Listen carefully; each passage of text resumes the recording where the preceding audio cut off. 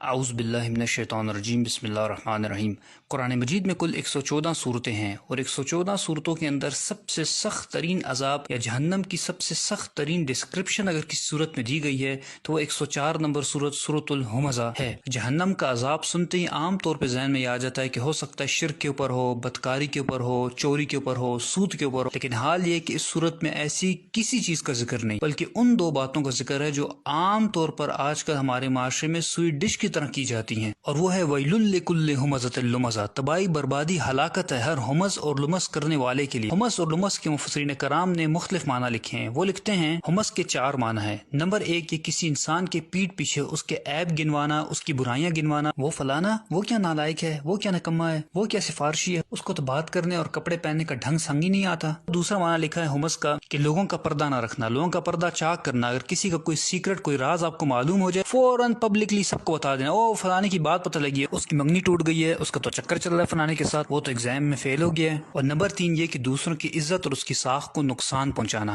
اگر کسی محفل میں کسی کی تعریف ہو رہی ہو تو فوراً سے اس شخص کی کوئی ایسی برائی بیان کر دینا جس سے اس کا امپریشن اس محفل کے اندر خراب ہو جائے۔ یعنی اگر لوگوں کے دلوں میں اس انسان کے لیے محبت ہو، عزت ہو، تو صرف حسد کی بنیاد پر کہ لوگ میری تعریف کیوں نہیں کرے، میرے بچوں کی تعریف کیوں نہیں کرے، اس انسان کی مخالفت شروع کر دینا اور جھوٹی سچی لگا کر لوگوں کے دل اس سے برے کر دینا۔ علامہ آلوسی رحمۃ اللہ لکھتے ہیں کہ جس وقت یہ 3 کام ہوں گے تو اس کا رزلٹ وہ چوتھا کام نکلے گا، اور وہ چوتھا کام کیا ہے؟ الکسر، یعنی توڑنا۔ ان تینوں کاموں کا نتیجہ یہ نکلے گا کہ پھر بعض اوقات رشتہ داری ٹوٹ جائے گی۔ جب آپ ایک انسان کی ہر وقت عیب بیان کریں گے، اس کی کسی برائی پہ پردہ نہیں رکھیں گے، لوگوں کے سامنے ہر وقت اس کا امپریشن خراب کریں گے، تو اس کا خود بخود رزلٹ یہ نکلے گا کہ وہ انسان آپ سے اٹھنا بیٹھنا چھوڑ دے گا اور اس کا سارا گناہ آپ کے اوپر آئے گا۔ چنانچہ رسول اللہ صلی اللہ علیہ وسلم نے ایسے لوگوں کے بارے میں ارشاد فرمایا، مسند احمد کے اندر حدیث شریف ہے، شرار و عباد اللہ کی مخلوق میں سب سے بدترین انسان کون ہے؟ المشاؤون بالنمیمہ، جو لوگوں کی پیٹھ پیچھے ان کی برائیاں بیان کرتے ہیں، ان کی چغلیاں کرتے ہیں، والمفرقون بین الاحبہ، اور آپس میں محبت کرنے والوں کے درمیان نفرتیں پیدا کرتے ہیں، ان کے دلوں کو برے کرتے ہیں ایک دوسرے سے برائیاں کر کر کر، والباغون البراء اللعنت، اور بے گناہ اور معصوم لوگوں کو بدنام کرنے کی کوشش کرتے جن کا کوئی قصور نہیں ہوتا، فضول میں ان کی طرف اس قسم کی نسبتیں کرتے ہیں جو کام انہوں نے نہیں کیے ہوتے۔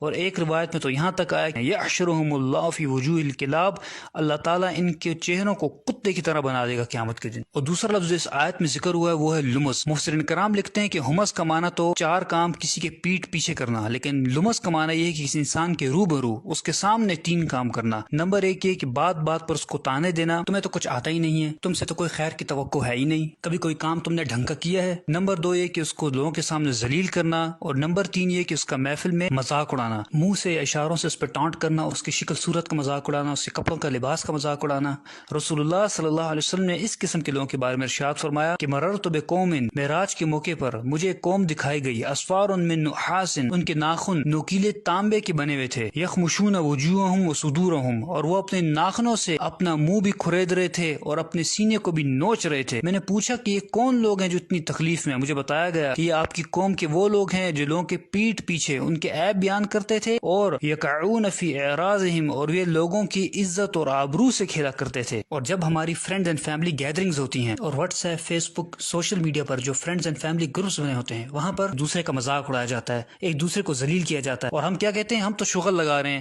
ہم تو کٹ لگا رہے ہیں، لیکن ہمیں اس بات کا بالکل احساس نہیں ہوتا کہ ہم کس طریقے سے ایک انسان کا دل دکھا رہے ہیں، اس کی دل آزاری کر رہے ہیں، اس کا مذاق اڑا رہے ہیں، اس کو ذلیل کر رہے ہیں محفل میں، اور جانتے ہیں کہ اگر آپ ایسا کر رہے ہیں تو آپ کا انجام کیا ہوگا۔ ایسے لوگوں کے بارے میں رسول اللہ صلی اللہ علیہ وسلم نے ارشاد فرمایا کہ ان لوگوں کو جہنم کی ایک وادی میں ڈالا جائے گا جس وادی کا نام ویل ہے، ویل واد فی جہنم، یہ جہنم کی ایک وادی ہے، تعوذ منہ جہنم، اور یہ اتنی خطرناک اور گرم ترین وادی ہے کہ خود جہنم اس سے پناہ مانگتی ہے، کل یوم 70 مرہ، 70 دفعہ جہنم خود پناہ مانگتی ہے اس وادی سے کہ یا اللہ مجھے اس سے پناہ میں رکھ۔ ایسے لوگوں کو اس وادی میں اللہ تعالیٰ ڈالے گا۔ اور امام راضی رحمۃ اللہ لکھتے ہیں کہ یہاں جو ذکر ہوا ہے ویل کا، یہ ویل بیسکلی کیا ہے؟ یہ بدوائیہ کلمات ہیں، اور یہ کس کی طرف سے ہیں؟ جب آپ کسی انسان کی عزت ساخ کو نقصان پہنچاتے ہیں، اس کا مذاق اڑاتے ہیں، تو جو اس کی دل آزاری ہوتی ہے اور وہ جو دل سے بدوا نکلتی ہے، یہاں اس کا ذکر ہے۔ دوسرا معنی وہ لکھتے ہیں کہ یہاں ویل سے مراد ہے کہ اللہ تعالیٰ آپ کو بدوا دے رہے ہیں، آپ یہ کام کر رہے ہیں، ویل لکل ہمزۃ لمزہ، آپ سوچ لیں کہ اللہ تعالیٰ فرما رہا ہے کہ تو تباہ برباد ہو جائے، تو اس قسم کے کام کرتا ہے، تو ایسے انسان کو کیا دنیا ملنے والا ہے اور کیا آخرت میں ملنے والا ہے۔ اور اب یہاں اس نفسیات کو بھی سمجھ لیجئے کہ یہ کام کر کرتے کون لوگ ہیں؟ تو اس آیت میں آگے اللہ تعالیٰ نے فرما دیا